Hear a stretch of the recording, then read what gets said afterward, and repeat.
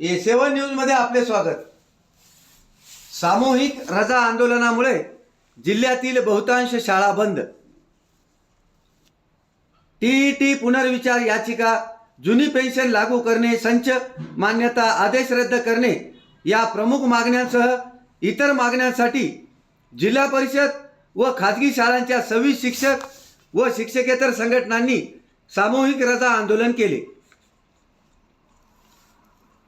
या आंदोलनामध्ये प्रमुख मागण्या: टीईटी निर्णयावरील पुनर्विचार याचिका तातडीने दाखल करावी, म.ना.से नियम 1982 व 84 अंतर्गत जुनी पेन्शन योजना पूर्ववत लागू करावी, टीईटी निकालाचा चुकीचा अर्थ काढून विविध कार्यालयाकडून सुरू असलेली कारवाई तात्काळ थांबवावी, शिक्षण सेवक योजना रद्द करून नियमित वेतन श्रेणी लागू करावी, शिक्षकांनाही 10, 20, 30 वर्षानंतरची सुधारित 3 वेतन लाभाची आश्वासित प्रगती योजना लागू करावी, 15 मार्च 2024चा संच मान्यता विषयक शासन निर्णय रद्द करून चुकीच्या पद्धतीने होत असलेली समायोजना तात्काळ थांबवावी।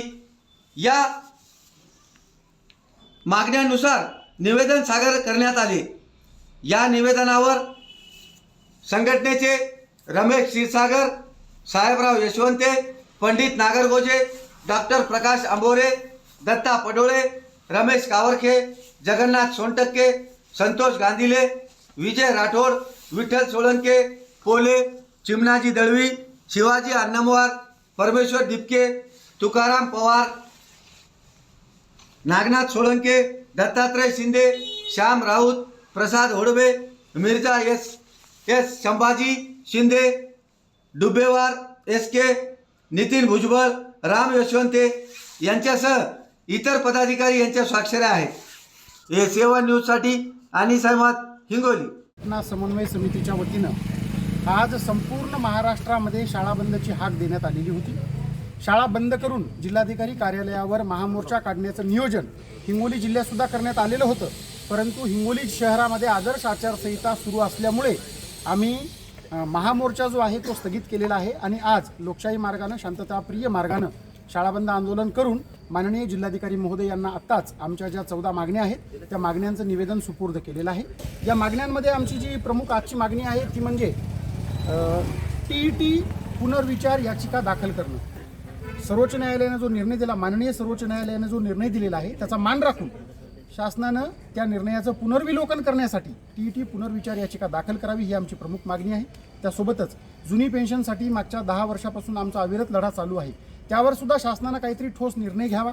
त्यासोबतच आज मराठी शाळांचा गळा दाबणारा जो निर्णय आहे तो म्हणजे 15 मार्च 2024चा शासन निर्णय, जो आपण संच मान्यतेचा शासन निर्णय म्हणून ओळखतो, या शासन निर्णयान्वये आज मराठी शाळांना शिक्षक उपलब्ध होणार नाहीत आणि शिक्षकांना शाळा उपलब्ध होणार नाहीत। गोरगरिबांची लेकरं ज्या शाळेमध्ये शिकतात त्याच शाळांना जर शिक्षक उपलब्ध होणार नसतील तर गोरगरिबांचं भविष्य, खरंच त्यांच्या लेकरांच्या शिक्षणाचं भविष्य अधांतरी आहे।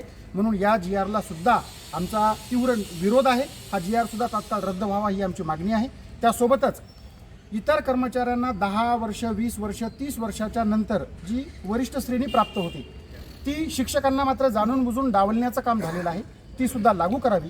आणि एकाच शाळेवर विद्यार्थ्यांना अध्यापन करत असताना घटनेचं जे तत्व आहे समान काम समान वेतन, या तत्वानुसार जे विषय शिक्षक आहेत त्या विषय शिक्षकांना सरसगट वेतन श्रेणी प्रदान करावी, ही आमची प्रमुख मागणी आहे। त्यासोबतच ग्रामीण भागातील विद्यार्थ्यांची गुणवत्ता वाढावी यासाठी जिल्हा परिषद शिक्षकांवर जे ऑनलाईन कामांचा जो बोजा लावलेला आहे तो बोजासुद्धा कमी करावा आणि शिक्षकांना विद्यार्थ्यांना शिकवण्यासाठी भरपूर वेळ द्यावा।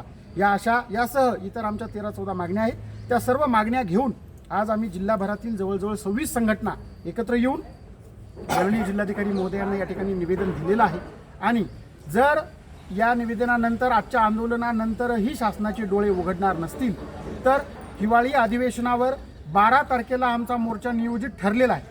12 डिसेंबरला तुमच्या माध्यमातून मी आवाहन करतो की 12 डिसेंबरला नागपूर येथे जास्तीत जास्त कर्मचारी बांधवांनी मोर्चासाठी उपस्थित राहावं।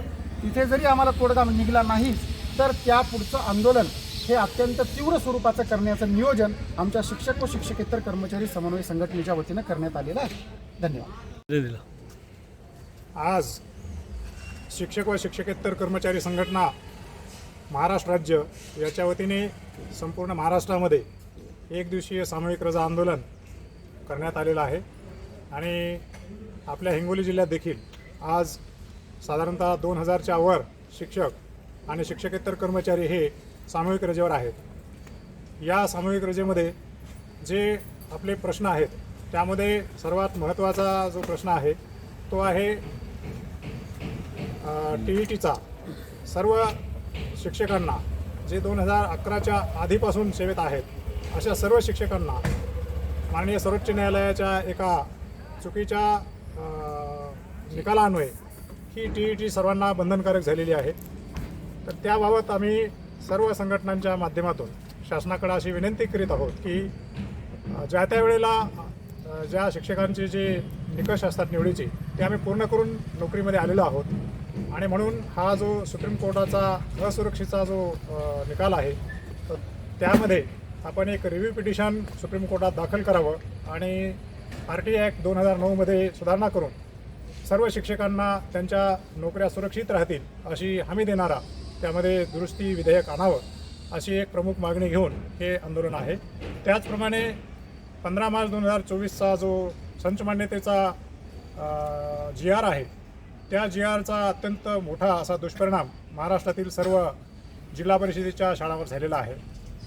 या शासन निर्णयामुळे वाड्या तंड्यावरील आणि लहान खेड्यामधील शाळा ह्या मोडीत निघत आहेत आणि अशा शाळांमध्ये जे शिक्षक आहेत एक शिक्षकी शाळा द्विशिक्षक शाळा त्या पटसंख्येअभावी या शाळा बंद पडत आहेत आणि अतिरिक्त शिक्षकांचा प्रश्न मोठ्या प्रमाणावर ऐरणीवर आलेला आहे.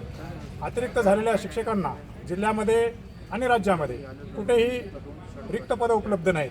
म्हणून अतिरिक्त झालेल्या शिक्षकांचं समायोजन कसं करायचं हा मोठा प्रश्न शिक्षकांसमोर पडलेला आहे आणि म्हणून या दोन्ही बाबतीमध्ये जो 15 मार्च 2024चा संच मान्यतेचा GR आहे तो तात्काळ रद्द झाला पाहिजे आणि वाडी तंड्यावरच्या शाळा टिकल्या पाहिजेत यासाठी शासनानं हा GR रद्द करून जुन्या धोरणाचं या ठिकाणी अंमलबजावणी करावी अशी ही या ठिकाणी मागणी आहे.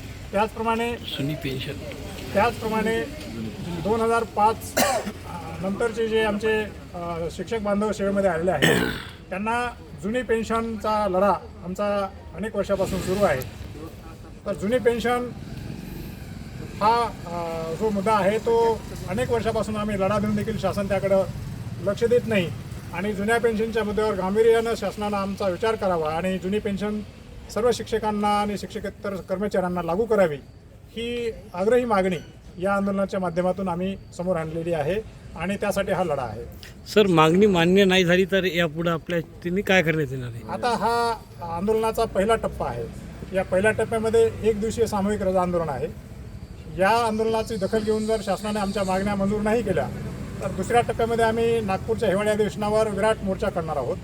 त्या हिवाळी अधिवेशनाच्या मोर्चामध्ये महाराष्ट्रातील सर्व शिक्षक आणि शिक्षकेतर कर्मचारी संघटना सहभागी होऊन मोठा आंदोलन त्या ठिकाणी होणार आहे आणि हिवाळी अधिवेशनाच्या मोर्चामध्ये जरी त्या ठिकाणी तोडगा न्याय निघाला तर अंतिम लढाई म्हणून आझाद मैदान मुंबई या ठिकाणी मोठं आंदोलन महाराष्ट्रातील सर्व शिक्षक आणि शिक्षकेतर कर्मचारी संघटनेच्या वतीनं करण्यात येणार आहे.